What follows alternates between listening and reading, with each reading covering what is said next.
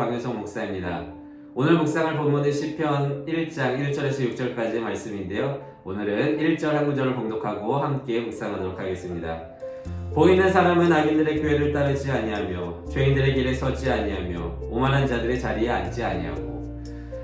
오늘은요, 어제까지 묵상해온 출애굽기를 잠시 내려놓고 2주간 시편을 함께 묵상하기를 원합니다. 왜냐하면 큐티집이 시편으로 바뀌었기 때문이죠. 갑자기 왜 바뀌었냐 생각해보니까 아마도 성령 강림에 맞춰서 조금 더 하나님을 더 깊게 묵상하라고 아마 시편으로 바뀐 듯 싶습니다. 여튼 2주간 함께 시편을 살펴볼 텐데요. 이 시편을 통해서 하나님을 보다 깊고 그리고 심오하게 만나게 되는 귀한 시간이 되기를 진심으로 소망합니다. 오늘 시편 1편은요, 2편과 함께 시편집 전체를 이루는 서론의 기능을 하고 있는데요. 특히 이 시편 1편은요, 지혜시로 분류가 됩니다. 보다 전문적인 용어로 말하자면 토라시, 그러니까 토라가 무엇입니까? 율법 아니겠습니까? 그래서 그 율법을 통한 지혜의 삶을 그리고 있는데 그래서 지혜의 삶이 무엇인지, 악인과 의인은 누구인지, 그리고 복 있는 자의 삶이 어떤지를 보여주고 그 결말, 끝은 어떻게 처하게 되는지 그 운명을 그리는 것이 오늘 시편 1편의 주요 내용입니다. 그래서 시편 1편의 핵심은 무엇이냐 하면요, 하나님의 율법을 묵상하는 중요성에 대해서 말하고 있습니다. 이 율법 묵상이 악인들과 의인들의 삶의 방식을 구분하는 결정적인 잣대로 작용하고 있는데요. 먼저 시인은요, 복 있는 자들, 그러니까 의인들은 다음과 같은 세 가지를 하지 말 것을 경고하고 있습니다. 첫째는 무엇이냐 하면 악인들의 꾀를 따르지 말 것, 그리고 둘째는 죄인들의 길에 서지 말 것, 셋째는 오만한 자들의 자리에 앉지 말 것을 경고하고 있습니다.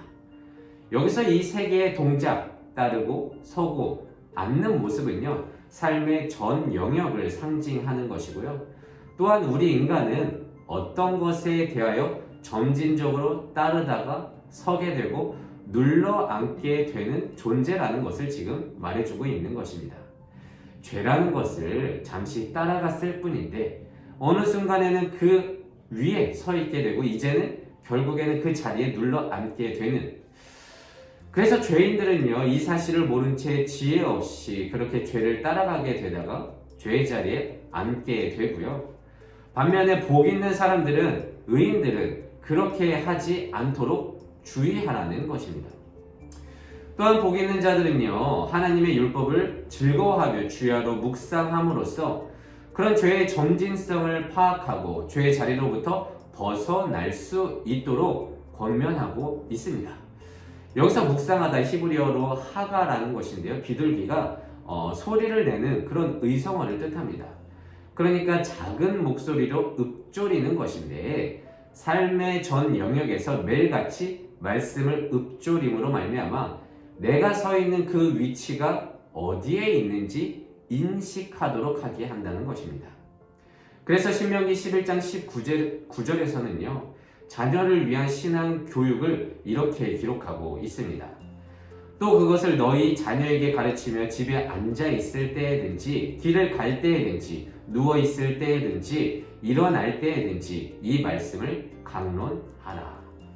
이게 무슨 말입니까? 걸어갈 때든지 일어날 때든지 누울 때든지, 그러니까 삶의 전 영역에서 말씀을 듣게 할 때에 너희의 자녀들은 그 자녀들은 어디에 서 있는지 자신의 모습을 인식하게 될 것이고 그렇게 죄의 자리에서 벗어나게 될 것이라는 것을 지금 말하고 있는 것이죠.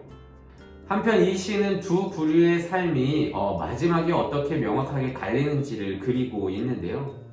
의인들은 시냇가에 심은 나무처럼 철을 따라 열매를 맺고 잎사귀가 마르지 않는다고 하는 반면에 악인들은 바람에 날리는 겨와 같다고 비유하고 있습니다. 철을 따라 열매를 맺는다는 것은 하나님께서 적절한 시기에 도우신다는 것을 의미하는 것이고요. 그리고 마르지 않는 잎사귀는요, 풍성함을 뜻하는 반면에 겨와 같은 악인들, 그러니까 그의 운명이 얼마나 가볍고 보잘것 없다는 것인지 말하고 있는 것입니다. 결국 이 시편 1편의 지혜는 무엇이냐면 오늘 내가 무엇을 선택하느냐에 따라 내일의 결과가 달라진다는 것입니다. 그런데 우리는 현재를 살아가면서 어떤 것을 선택하고 그것으로 말미암아 무엇을 즐거워하고 있습니까? 그런데요, 우리의 딜레마는 무엇이냐 하면요, 당연히 여호와의 율법을 즐거워하고 주야로 묵상해야 한다는 것은 알지만 우리의 죄된 본성이 악인들의 길로 가도록 부추기기 때문에 이것이 참 우리에게 어렵지 않습니까? 그런데 여러분, 가끔씩 이렇게 말씀하시는 분들이 있습니다. 목사님, 여러 가지를 경험해봐야 분별할 수 있습니다. 설령 그게 나쁜 것이라고 할지라도 그 실체를 정확하게 알기 때문에, 경험해보면 그 실체를 정확하게 알기 때문에 오히려 나중에 가서 그걸 안 하게 됩니다 라고 말이죠. 그런데 여러분, 오늘 본문에서 살펴봤듯이요, 죄라는 것은요 점진적인 성격을 지니고 있습니다. 그러니까 처음에는 따르기만 하다가 그리고 서게 되고 결국에는 앉게 됩니다. 그리고 이게 인간이라는 것이죠. 한 발 내딛는 것이 어렵지 그 다음은 정말 쉽습니다.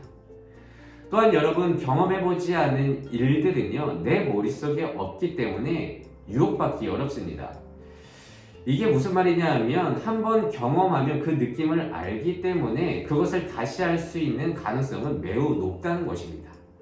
예를 들면요, 제게는요 술과 담배의 느낌이 없기 때문에, 저에게는 없습니다.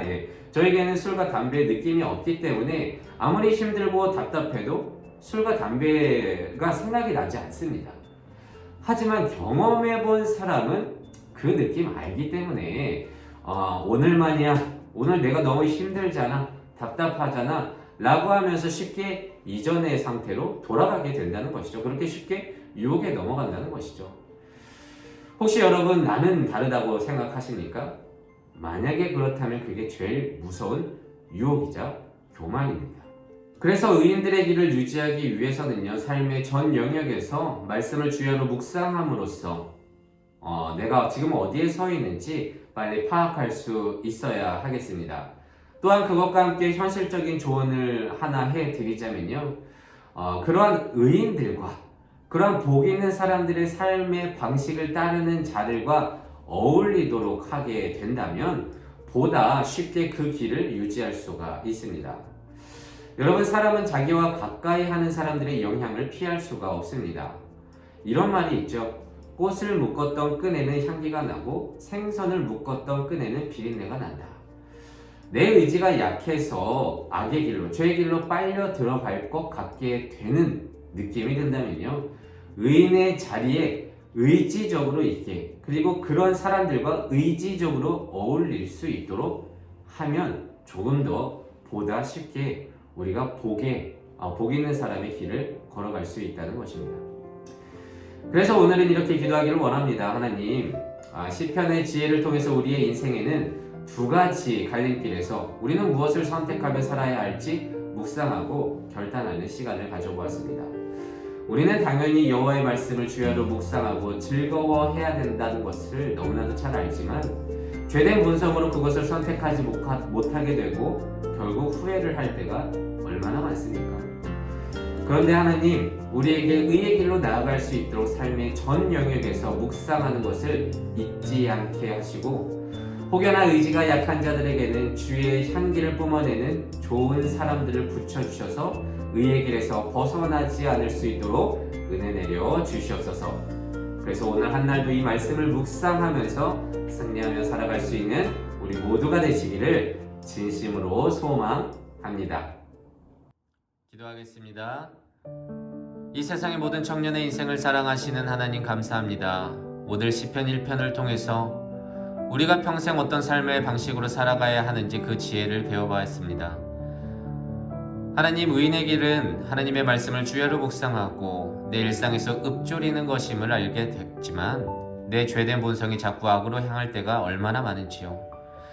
그래도 주님, 죄라는 것은 한 발자국 내딛는 것부터 시작되어 점점 빠져드는 것임을 깨닫습니다. 그래서 하나님, 말씀을 항상 묵상함으로, 또한 의인들과 가까이 함으로 악인들의 길로 가는 그 유혹을 차단할 수 있도록 지혜 허락하여 주시고, 그런 말씀으로 말미암아 일상을 충분히 승리하면서 살아갈 수 있는 믿음 허락하여 주시옵소서. 감사드리며 이 모든 말씀 예수님의 이름으로 기도드립니다. 아멘.